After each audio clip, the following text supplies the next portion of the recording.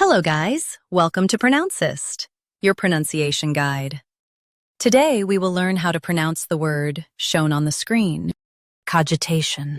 First, let's hear its American pronunciation. Cogitation, cogitation. Now, read the syllables of U.S. pronunciation shown on the screen naturally. Cogitation, cogitation. Now, let's focus on British pronunciation of this word.